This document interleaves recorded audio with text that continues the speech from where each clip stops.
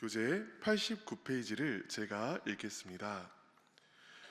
해 아래에서 행해지는 일을 사람이 능히 알아낼 수 없고 그 모든 것은 다 하나님의 손안에 있습니다. 결국 사람은 죽는 존재이므로 살아있을 때 기쁘게 살아야 합니다. 또한 사람이 자기 재주만 믿으면 낭패를 보게 됩니다. 인생은 인간의 생각대로 이루어지는 것이 아니라 오직 눈에 보이지 않는 하나님의 손길에 의해 좌우되는 것이며 인간은 그 모든 것을 이해할 수 없습니다. 세상 지혜는 좋은 것을 이룰 수 있지만 여전히 불완전합니다. 그래서 세상 지혜에 대한 우리들의 잘못된 자세를 고쳐야 하고 세상 지혜가 불완전함을 경계해야 합니다. 오늘 우리가 함께 읽은 전도서 9장 1절 말씀은요, 어제 본문인 8장 16절로부터 쭉 이어지는 말씀입니다. 내용을 간단하게 요약하면 이와 같습니다. 전도자는 지혜를 알고자 밤새 공부합니다. 하나님께서 이 세상을 만드신 세계 원리, 세계 질서를 찾아보고자 노력합니다. 그런데 결국은 알아내지 못하게 되지요. 그래서 어제 본문인 8장 17절에서 전도자는 이렇게 고백하였습니다. 또 내가 하나님의 모든 행사를 살펴보니 해 아래에서 행해지는 일을 사람이 능히 알아낼 수 없도다. 사람이 아무리 애써 알아보려고 할지라도 능히 알지 못하나니 비록 지혜자가 아노라 할지라도 능히 알아내지 못하리라. 다 알 수 있다는 겁니까? 못한다는 겁니까? 다 알 수는 없다는 것이지요. 질서의 하나님께서는 분명 세상을 질서 있게 지으셨습니다. 우리는 사랑과 공의로 흐르는 그 하나님의 질서의 물결을 전혀 알지 못하는 것은 아니지만 그 물결이 어느 순간 어떻게 튈지는 도무지 알지 못합니다. 그러니 어떤 일의 결과가 좋을지 나쁠지는 그 미래는 도무지 예상할 수가 없지요. 9장 1절은 이를 이렇게 설명합니다. 후반부입니다. 의인들이나 지혜자들이나 그들의 행위나 모두 다 하나님의 손안에 있으니 사랑을 받을는지 미움을 받을는지 사람이 알지 못하는 것은 모두 그들의 미래의 일들임이니라. 여기서 사랑을 받을는지 미움을 받을는지 하는 이 말은요, 일이 잘 풀릴지 잘 풀리지 않을지를 도무지 예상할 수 없다는 말입니다. 내가 착하게 산다고 해서 반드시 좋은 결과가 오는 것은 아니고 또 나쁘게 산다고 해서 반드시 악한 결과가 오는 것은 아니라는 것이지요. 심지어 선인이든 악인이든 그 마지막은 다 똑같습니다. 마지막이 무엇이죠? 죽음입니다. 3절 함께 읽어보겠습니다. 3절입니다. 시작.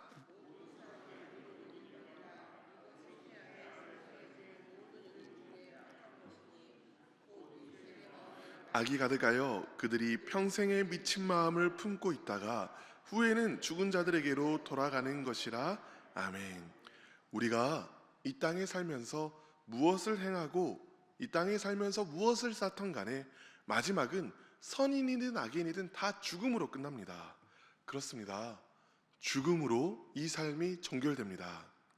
어차피 죽을 것이라면 삶에 아무런 의미가 없는 것 아니냐 하고 질문할 수도 있습니다. 요즘 철학 사조 중에는 반출생주의라는 것이 있습니다. 인간이 태어나면 행복의 총량보다 고통의 총량이 더 크다. 인간이 태어나면 겪는 것은 고통이고 아픔이기 때문에 차라리 이런 아픔을 겪지 않도록 자녀를 낳지 않는 것이 좋다라는 철학이지요. 심지어 전도자도요, 오늘 우리가 읽은 본문의 저자 전도자도 태어나서 겪는 여러 고통을 나열한 이후에 이와 동일하게 말합니다. 전도서 4장 2절부터 3절을 제가 읽어드리겠습니다. 그러므로 나는 아직 살아있는 산자들보다 죽은 지 오랜 자들이 더 복되다 하였으며 이 둘보다도 아직 출생하지 아니하여 해 아래서 행한 악한 일을 보지 못한 자가 더 복되다 하였도다. 무슨 말인가요? 고통스러운 삶을 사느니 차라리 죽는 것이 더 낫고 죽는 것보다 애초에 태어나지 않는 것이 더 낫다. 그렇게 아주 명시적으로 이야기하고 있는 것입니다. 분명 전도자는 이렇게 말했습니다. 그런데 오늘 또 전도서 9장에는 이와 정반대의 말을 합니다. 4절 함께 읽어보겠습니다. 모든 산 자들 중에 들어있는 자에게는 누구나 소망이 있음은 산 개가 죽은 사자보다 낫기 때문이라. 5절도 함께 읽어볼까요? 산자들은 죽을 줄을 알되 죽은 자들은 아무것도 모르며 그들이 다시는 상을 받지 못하는 것은 그들의 이름이 잊어버린 바 됨이니라. 아멘. 전도자가 무엇이라고 이야기합니까? 죽은 사자보다 산 개가 더 낫다라고 이야기합니다. 죽음보다, 명예로운 죽음보다 비천한 모멸적인 삶이 차라리 더 낫다라는 것이지요. 이는 피투성이라도 사는 것이 죽는 것보다 낫다는 말입니다. 이 두 가지 차이에서 방금 전에 전도서 4장에서 말한 죽는 것이 더 낫고 태어나지 않는 것이 더 낫다라고 말한 이 말과 죽는 것보다 살아있는 것이 더 낫다라고 말한 이 말 사이에서 모순을 발견한 사람들은요, 진짜 전도자가 하고 싶은 말이 무엇인지를 깨달을 준비가 되어 있는 사람들입니다. 갑자기 전도자가 그럼에도 불구하고 살아있는 것이 더 낫다라고 이야기하는 이유가 무엇일까요? 이 질문을 가지고 5절을 다시 한번 읽어보겠습니다. 산 자들은 죽을 줄을 알되 죽은 자들은 아무것도 모르며 그들이 다시는 상을 받지 못하는 것은 그들의 이름이 잊어버린 바 됨이니라. 아멘.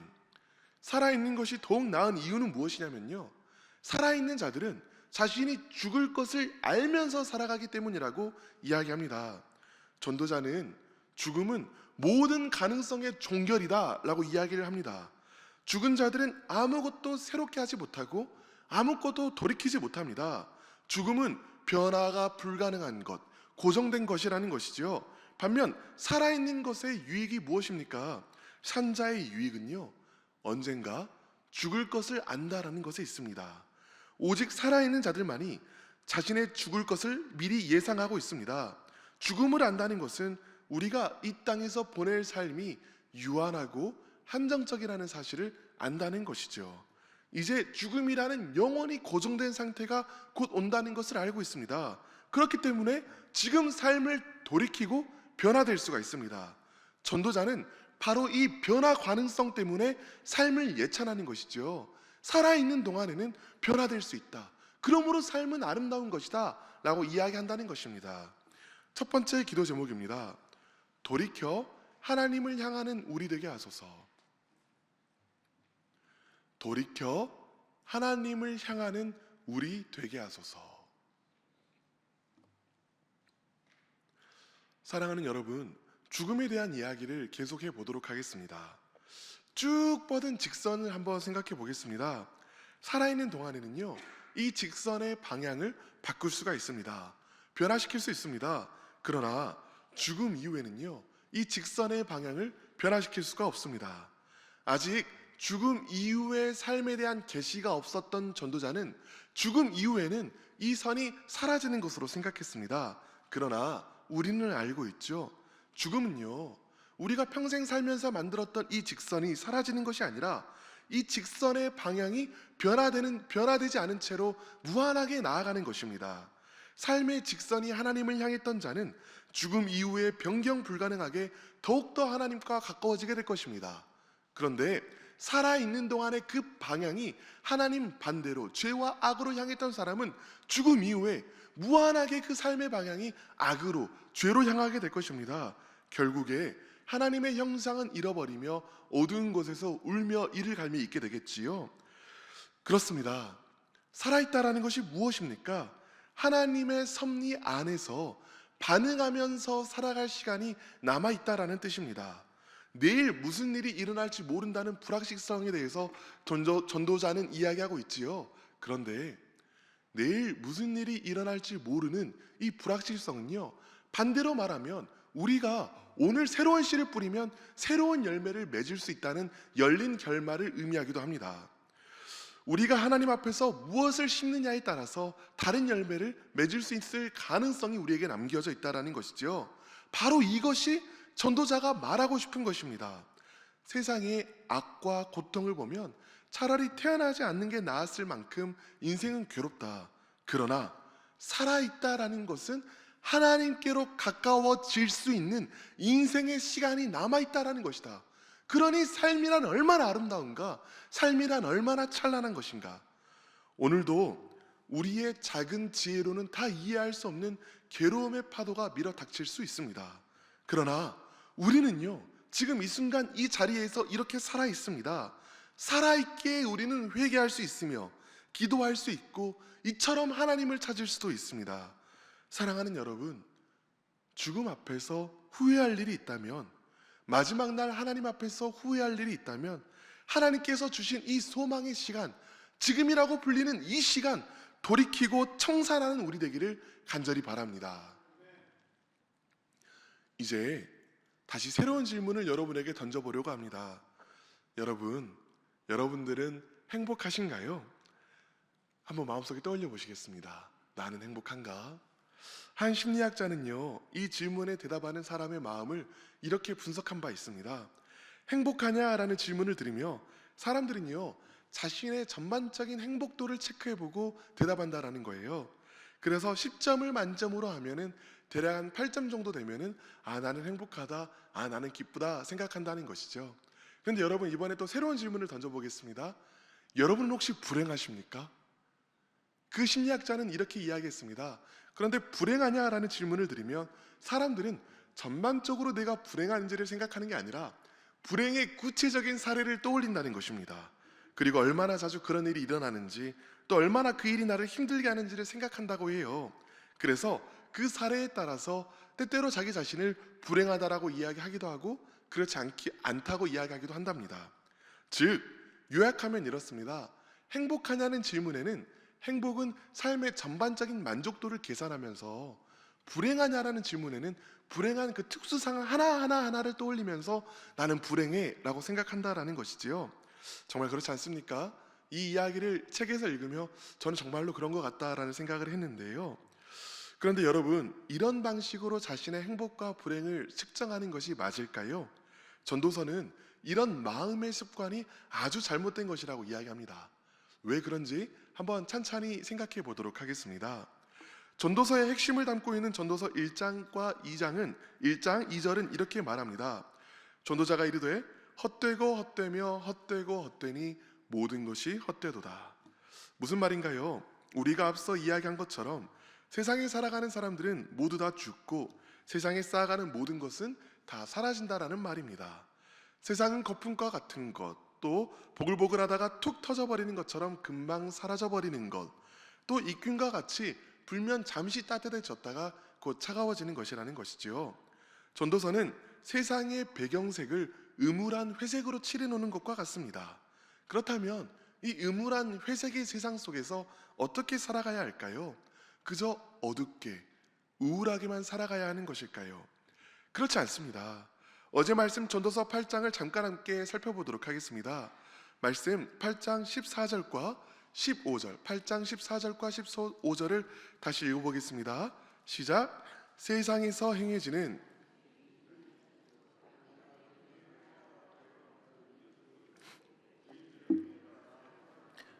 있다는 것이라 내가 이르노니 이것도 어때도다. 이에 내가 희락을 찬양하노니 이는 사람이 먹고 마시고 즐거워하는 것보다 더 나은 것이 해 아래에는 없음이라. 하나님이 사람을 해 아래에서 살게 하신 날 동안 수고하는 일 중에 그러한 일이 그와 함께 있을 것이니라. 아멘. 여러분 보시면요, 14절에는 분명히 인생이 헛되다라고 이야기합니다. 그리고 나서 15절의 전도자는 오히려 이렇게 이야기를 합니다. 이에 내가 무엇을 찬양하노니? 희락을 찬양하노니, 기쁨을 찬양하노니 라고 이야기를 합니다.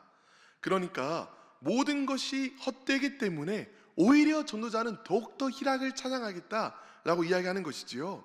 오늘 본문도 정확하게 이와 동일한 생각의 흐름을 가지고 있습니다.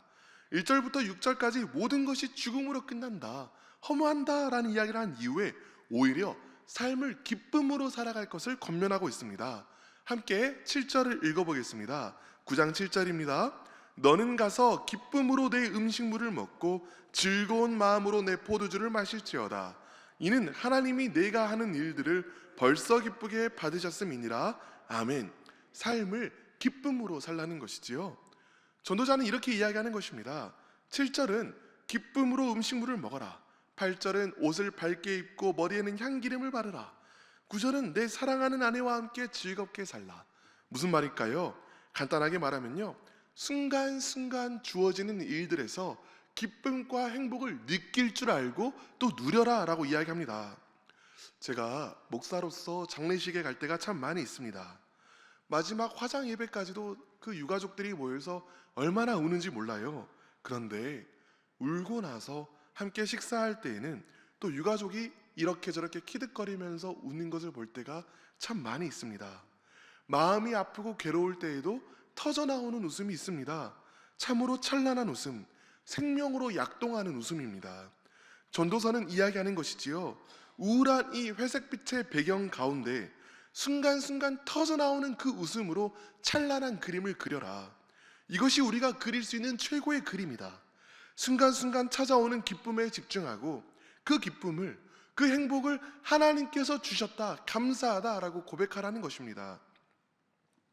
아까 여러분들에게 행복한가? 라고 질문을 던졌지요. 사람들은 행복은 삶의 전반적인 만족도로 평가하면서도 불행은 삶의 구체적인 일들을 나열하면서 이래서 나는 불행해 라고 말한다고 했습니다. 이렇게 생각하기 때문에 대부분의 사람들은 자신은 행복하지 않다라고 생각할 때가 많고요. 순간순간 떠오르는 일들 때문에 나는 불행해, 이 일 때문에 나는 불행해, 저 일 때문에 나는 불행해 라고 말할 때가 많다라고 했습니다. 전도서의 가르침은요, 이런 방식의 사고방식이 잘못됐다라고 말해줍니다. 행복을 평가할 때도 구체적인 사례, 구체적인 웃음 하나하나 속에서 행복을 찾으라고 이야기하는 것이 바로 전도서의 가르침입니다. 이렇게도 표현해 볼 수 있겠습니다. 사람들은요, 아무것도 나쁜 것이 없는 상태를 행복한 상태라고 말합니다. 그런데 전도서는 그렇지 않다라고 말합니다. 전도서는 무엇이라고 이야기하냐면 행복한 것이 있는 상태, 웃을 일이 있는 상태, 그 상태가 바로 행복한 것이다 라는 것이지요. 우리는 행복한 사람들입니다. 전도서의 가르침대로 바탕색이 회색이라고 할지라도 그 안에 총천연색의 화사한 그림을 그릴 수가 있습니다. 그때에는 오히려 어두운 바탕색으로 인하여 그 안에 담긴 웃음이, 행복이 더욱 돋보이고 아름답게 되는 것이지요. 한번 직접 연습해 보도록 하겠습니다. 이제 명절 연휴가 끝나가고 있습니다. 오늘이면 다들 집으로 돌아갈 테고요. 내일이면 다시 삶의 자리로 복귀하게 될 것입니다. 이번 명절 행복하게 보내셨나요? 아마 마음의 습관대로 이번 명절에 이런 문제 있었지, 차는 이렇게 막혔지, 이렇게 저렇게 싸웠지 하는 그 구체적인 사실을 떠올리면서 이번 명절 불행했다라고 생각하는 마음의 습관이 있는 분들 있으실 것입니다. 그런데 여러분, 이번에 우리는 거꾸로 이렇게 생각해 보기를 원합니다. 이번 명절에 우리 아이가 이렇게 말해서 참 많이 웃었지. 이번 명절에 이런 일 때문에 음식이 맛있어서 웃을 수 있었지. 이렇게 순간순간 웃었던 일들을 떠올려 보는 것입니다. 그리고 고백합니다. 이 고백은 믿음의 고백입니다. 이번 명절도 참 행복했다. 하나님께서 내 마음 가운데 기쁜 일들을, 우리 가족 가운데 행복한 일들을 참 많이 심어주셨다. 이것이 기쁨입니다. 매 순간순간의 기쁨 속에서 하나님의 행복을 함께 누리는 우리 되기를 간절히 원합니다. 두 번째 기도 제목입니다. 순간의 기쁨 속에서 하나님의 행복을 누리게 하소서. 순간의 기쁨 속에서 하나님의 행복을 누리게 하소서. 순간의 기쁨 속에서 하나님의 행복을 누리게 하소서. 여기서 아주 간단하게 하나만 더 이야기해 보려고 합니다. 목사님, 순간의 기쁨을 누리라는 말씀 제가 잘 이해했습니다. 그런데 기분이 어떻게 내 마음대로 되나요? 나는 늘 우울하고 마음이 어둡습니다. 순간의 기쁨조차 없는 것처럼 느껴집니다. 기뻐해 보려고 해도 잘 안 됩니다. 이럴 때 저는 어떻게 해야 하나요? 이해합니다. 때로 우울이 너무 크게 마음을 짓눌러서 아무것도 하고 싶지 않을 때가, 아무것도 할 수 없을 때가 분명히 있습니다. 지금부터 제가 전해드리려는 말씀은요, 극심한 우울 가운데 있는 분들을 위한 말씀입니다. 오늘 말씀은요, 7절에서 기뻐하라 라고 이야기한 이후에 그 처방을 지속적으로 이야기합니다. 다시 7절을 보겠습니다.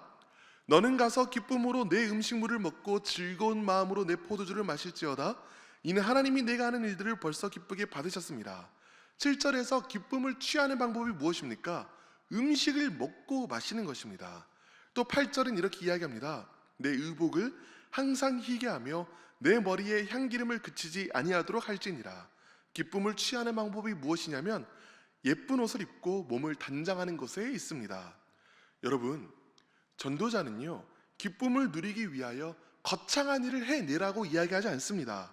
그저 밥을 먹고 물을 마시며 옷을 깨끗하게 입고 머리도 빗으라고 이야기합니다. 어떤 이들은 이렇게 말할지도 몰라요. 아이, 목사님, 먹고 마시고 몸을 단장하는 것, 이런 것들은 그냥 육체적인 일일 뿐이지 그게 무슨 마음에 영향을 준다는 말입니까? 그런데요, 그건 성경의 가르침은 아닙니다. 우리 몸의 상태는요, 우리 영의 상태와 긴밀하게 연결되어 있습니다. 이것이 성경의 바른 가르침입니다. 내 몸을 돌보는 것을 게으르게 하는 것은 단순히 위생 관리에 문제가 생긴 것이 아닙니다. 영적 우울에 마음이 잠식되고 있을지도 모른다는 신호입니다. 반대로 우리가 우리 자신의 몸을 귀하게 여기고 우리 자신의 몸을 돌보기 시작할 때 우리 마음 역시도요, 극심한 우울에서부터 점차로 벗어날 수 있게 됩니다. 그러니 여러분, 나는 너무너무 우울해서 감정이 내 마음대로 되는 것이 아니라서 아무것도 할 수 없다라는 생각이 든다면, 하나님께서 오늘 말씀을 통해서 우리에게 주신 가장 기초적인 처방을 따를 때가 된 것입니다. 일어나서 물을 한 잔 마시는 것, 몸을 씻고 머리를 빗고 단정한 옷으로 갈아입는 것, 창문을 열어 환기시키는 것, 아무도 보는 이 없어도 나 홀로 있어도 그렇게 하는 것, 이런 사소한 것들에서부터 몸의 준비로 인해 영이 회복되기 시작합니다. 우리 영에 새로운 기쁨이 깃들기 시작합니다. 우리는 이미 어제 우리의 감정이 우리의 왕이 아니라 오직 우리의 하나님만이 우리의 왕이시라고 고백하였습니다. 이제 감정이 우리의 왕 돼서 우리의 행동을 이끌 때까지 기다리지 마시기 바랍니다. 오히려 우리의 믿음이 우리의 행동을 이끌도록 해야 합니다.